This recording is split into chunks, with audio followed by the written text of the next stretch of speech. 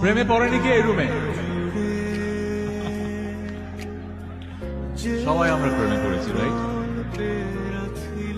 কিন্তু আমাদের জীবনে সবচেয়ে বেশি ঝামেলাই প্রেমের কারণেই হয়েছে না, বলেন? শুরু থেকে